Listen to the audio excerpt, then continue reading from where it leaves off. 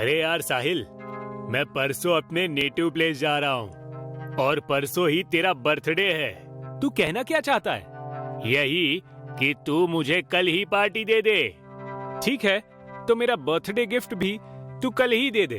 अरे पहले पार्टी तो दे, गिफ्ट भी मिल जाएगा तुझे। अरे मजाक कर रहा हूँ यार, तुझसे क्या गिफ्ट लूंगा, पर हाँ पार्टी मैं जरूर दूंगा, लेकिन कल नहीं, आज। तो फिर मैं कैब बुक कर लेती हूँ, चलते हैं हमारे फेवरेट रेस्टोरेंट तंदूरी जायका वायका में।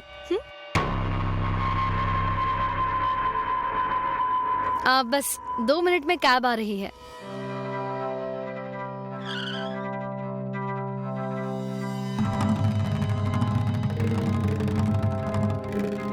अच्छा ये बताओ, तुम दोनों ने तो प्यार कर लिया, पर अब शादी कब कर रहे हो बोलो? बस एक बार हम दोनों के घर वाले मान जाएं, फिर शादी वादी धूमधाम से होगी, क्यों ऋचा? राइट। लेकिन यार मेरे मन में ना एक कंफ्यूजन है, जिसे तुम दोनों ही दूर कर सकते हो।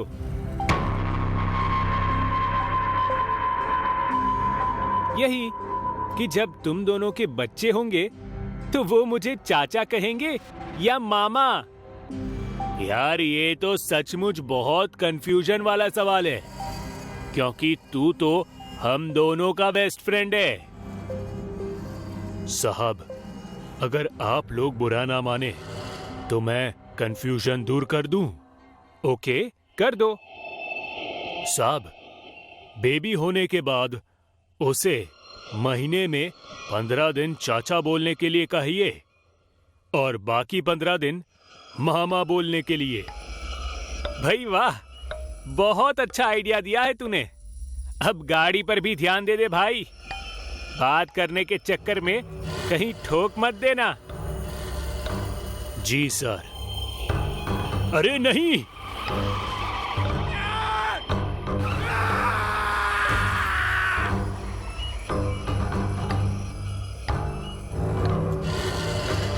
ये तो मर गया।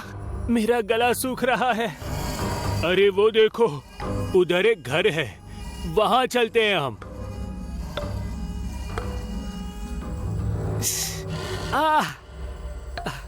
माँ, पानी मिलेगा क्या?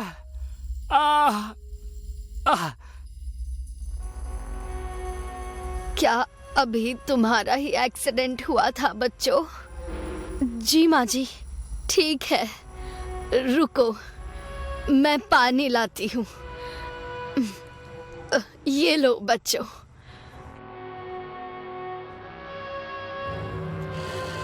थैंक यू माँ जी। बच्चों, जिस एक्सीडेंट में तुम तीनों बच गए हो, उसमें तुम तीनों की मौत लिखी थी। वो फिर आएगा, तुम्हें छोड़ेगा नहीं। कौन नहीं छोड़ेगा? वही जो तुम्हारे पीछे खड़ा है, काल।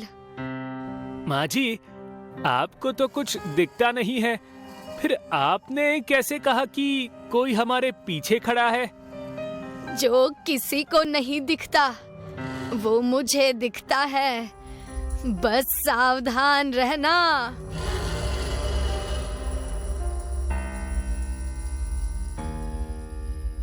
बड़ी अजीब लेडी है यार ये, डरा कर चली गई। ए सुन, तू पुलिस को फोन कर।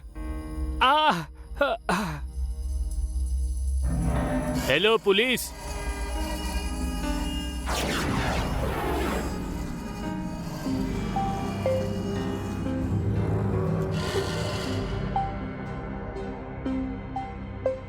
हाँ विनय बोल। कैसा यार तू? क्या बताऊं यार, 7 दिन हो गए एक्सीडेंट को, लेकिन पूरे शरीर में दर्द हो रहा है। मेरा भी यही हाल है यार। ऋचा कैसी है? ठीक है। अच्छा सुन, तुझे क्या लगता है वो अंधी माँ जी सच कह रही थी क्या? तू भी ना यार, आज के जमाने में भी ऐसी बातों पर विश्वास करता है तू? उस बुढ़िया की बात दिमाग से निकाल और चिल कर। हमारी उम्र बहुत लंबी है। अच्छा चल, मैं बाद में बात करता हूँ, बाय।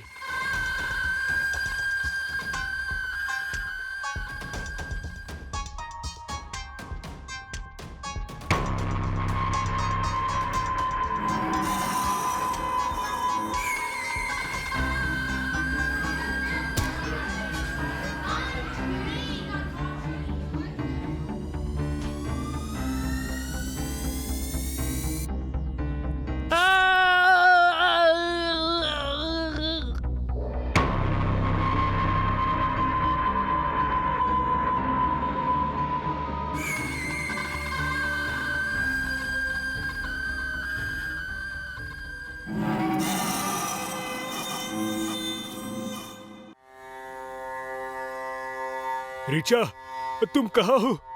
कब से फोन ट्राई कर रहा हूँ तुम्हारा। तुम इतने परेशान क्यों लग रहे हो? रिचा, साहिल अब इस दुनिया में नहीं रहा। What? Oh my God! कब कैसे? वो अपने गार्डन में था और अचानक गार्डनिंग फोक उसकी चेस्ट में घुस गया और वो वहीं पर। Oh God! रिचा, हम भी नहीं बचेंगे। हम दोनों भी मर जाएंगे। उस बूढ़ी माँ जी की बात सच होती हुई लग रही है मुझे। हम भी मरने वाले हैं। विनय डोंट क्राई, रो मत, कुछ नहीं होगा हमें। डोंट वरी, कुछ नहीं होगा। साहिल ने भी ऐसे ही कहा था, पर वो मर गया ना। विनय, मैं बोल रही हूँ ना, कुछ नहीं होगा हमें।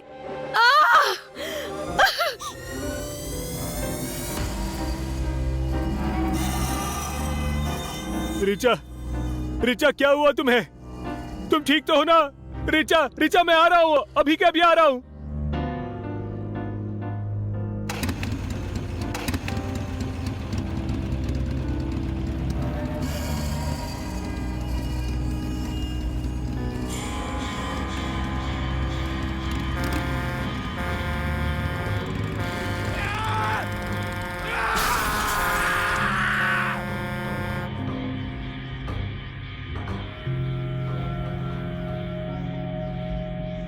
काल से आज तक कोई नहीं बच पाया और ना ही कोई बचेगा।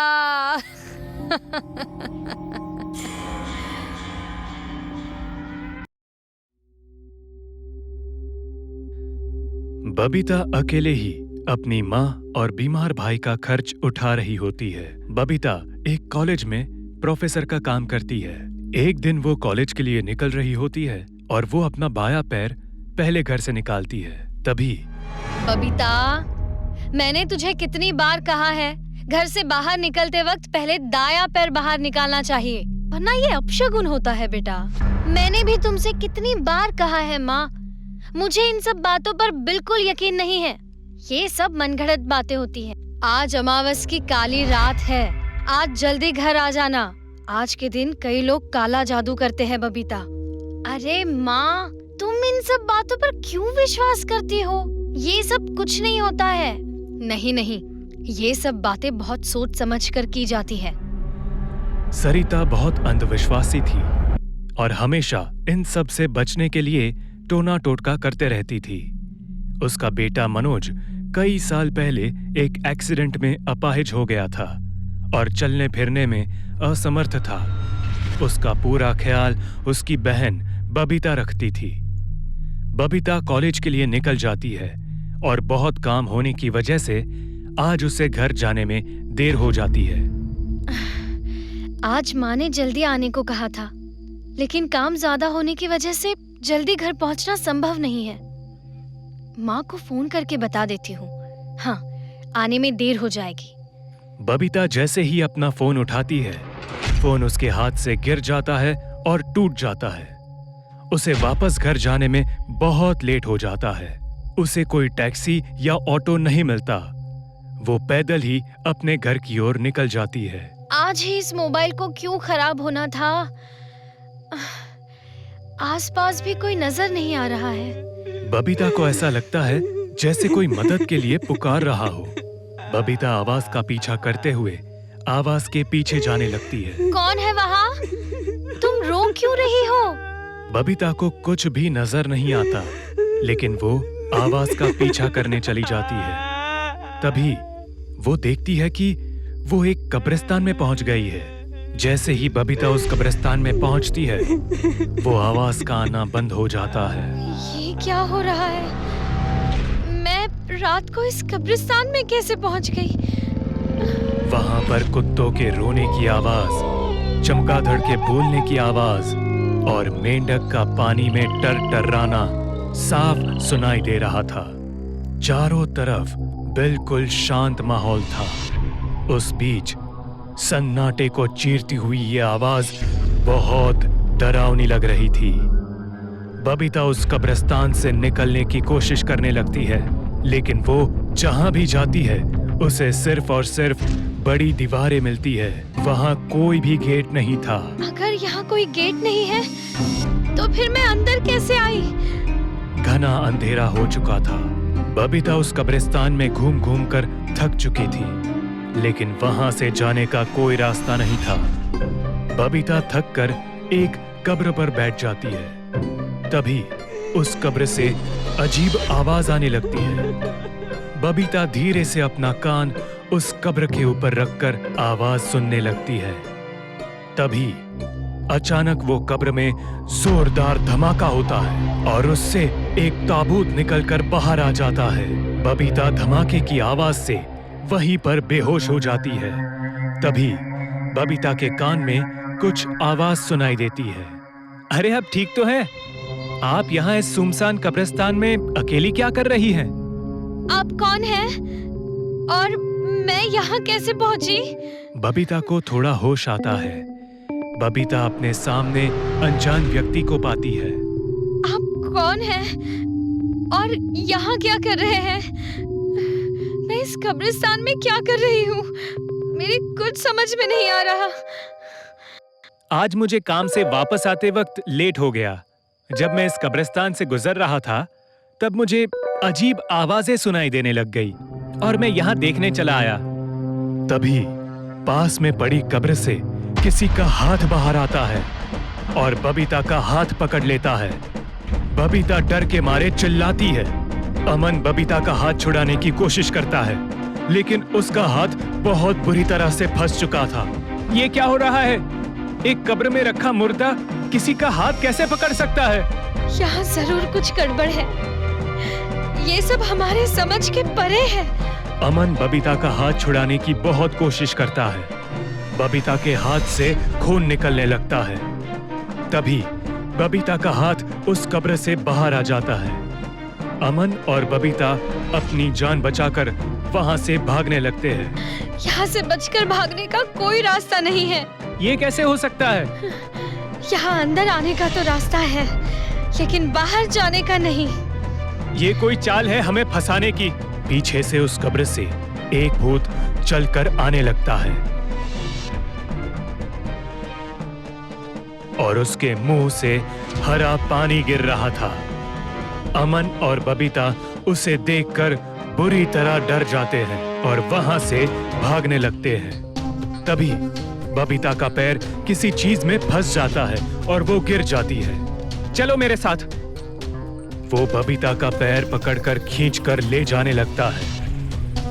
बबीता खुद को रोकने की कोशिश करती है, लेकिन वो नाकामयाब होती है। तभी भूत की नजर अमन पर पड़ती है और बबीता को छोड़कर अमन की ओर मुड़ जाता है। बबीता वहां से उठकर भागने लगती है। तभी वो किसी से टकरा जाती है। छोड़ दो मुझे। मैंने तुम्हारा क्या बिगाड़ा है? मेरी जान मत लो। छोड़ दो मुझे। अरे शांत हो जाओ, शांत हो जाओ। कौन हो तुम और तुम्हारी ऐसी हालत किसने की? तुम डरी हुई क्यों लग रही हो? भूत, वो भूत हमें नहीं छोड़ेगा। तभी वो भूत अमन का गला पकड़कर उसे अपने हाथों के बीच दबाकर घुमा देता है। अमन जमीन पर गिर पड़ता है और बुरी तरह तड़पने लगता है। ना तो उसे मौत अपना रही थी और ना ही जिंदगी उसे अपनी शरण दे रही थी। ये देखकर आयुष और बबीता बुरी तरह घबरा जाते हैं। नहीं, ये महज एक इत्तेफाक नहीं हो सकता कि हम तीनों एक ही दिन एक ही कब्रिस्तान में आए हैं। लेकिन ये सब क्या हो रहा है? मुझे तो कुछ भी समझ में नहीं आ रहा। इसमें किसी बड़ी शक्ति का हाथ है। हाँ, जिसने हम तीनों को यहाँ बुलाया है। वो भूत इन दोनों की तरफ आने लगता है। दोनों डर के मारे वहां से भागते हैं। आयुष एक पेड़ के पीछे छुप जाता है और बबीता एक कब्र के पीछे छुपकर बैठ जाती है। डर के मारे दोनों का बुरा हाल है। अमन वहीं पर पड़ा पड़ा तड़प रहा था। तभी बबीता को वहां पर किसी की आने की आवाज सुनाई देती है। बबीता चुपके से उसे देखने लगती है। उसकी माँ उसके भाई को लेकर आती है। बबीता दौड़कर जाकर अपनी माँ को गले लगा लेती है। माँ, तुम यहाँ कैसे आई? यहाँ से निकल जाओ। यहाँ आने का तो रास्ता है, लेकिन वापस जाने का नहीं। ये आपको कैसे पता चला? और इतनी रात को आप उस सुनसान कब्रिस्तान में भाई के साथ क्या कर रही है?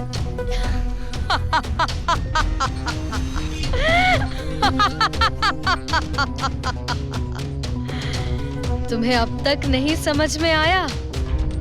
ये सब मेरा करा धरा है। तुम तीनों को मैंने यहाँ बुलाया है। बबीता का ये सुनकर होश उड़ जाता है। आज अमावस की काली रात है। तुम तीनों को एक बात जोड़ती है। तुम तीनों अमावस की काली रात में पैदा हुए थे।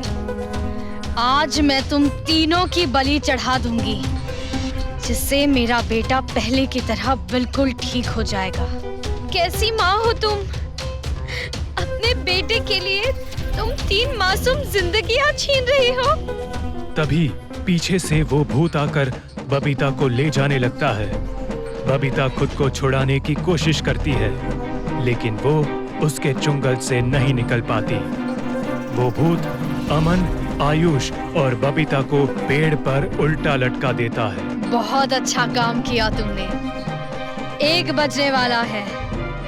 1 बजे मैं इन तीनों की बलि चढ़ा दूंगी। तीनों के खून से नहाते ही मेरा बेटा बिल्कुल ठीक हो जाएगा। बिल्कुल ठीक हो जाएगा। सरिता हाथ में तलवार लेकर उन तीनों का गला काटने जा रही होती है। तभी उसका पैर एक कब्र पर पड़ जाता है और वो कब्र खुल जाती है और सरिता उसमें गिर जाती है और वो कब्र अपने आप बंद हो जाती है। अमन, आयुष और बबीता तीनों अपने आप उस पेड़ से नीचे गिर जाते हैं। आयुष बेहोशी की हालत में उस कब्र को देखता है जिसमें सरिता समा गई थी। माँ, तुमने हमें बचा लिया। वो कब्र आयुष की माँ की होती है। वो भूत गुस्से में पेड़ उखाड़कर फेंक देता है और सरिता के बेटे के पेट में अपना नाखून गड़ाकर उसकी अंतड़ियां निकालकर खाने लगता है। बबीता, अमन और आयुष अगले दिन सुबह होश में आते हैं। तीनों उस कब्रिस्तान के बाहर होते हैं। तीनों अपने अपने रास्ते निकल जाते हैं, लेकिन वो रात तीनों की जिंदगी की खौफनाक रात होती है, जिसे वो तीनों कभी नहीं भुला सकते। एक माँ अपने बेटे को ठीक करने के लिए किसी और के बेटे की जान ले रही थी और एक माँ मरकर भी अपने बेटे की जान बचा रही थी। वो खौफनाक रात हमारे जहन में हमेशा जिंदा रहेगी।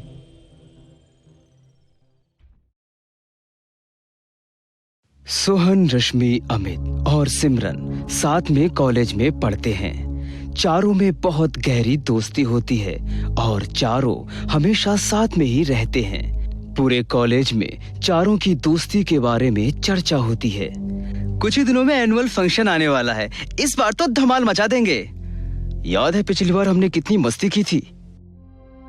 फेस्ट की तैयारी करना, दोस्तों के साथ कॉलेज घूमना और ढेर सारी फोटो खींचना। एनुअल फेस्ट हमेशा ढेर सारी यादें लेकर आता है। चारों जोर शोर से एनुअल फेस्ट की तैयारी में लग जाते हैं, लेकिन इस बार एनुअल फेस्ट इनके कॉलेज में ना होकर दूसरे शहर में हो रहा होता है, जिसके लिए सभी को कॉलेज की तरफ से दूसरे शहर में ले जाया जाता है। वाह, कितना सुंदर कॉलेज है। मैंने आज तक इतना बड़ा कॉलेज कभी नहीं देखा। कितना मजा आएगा।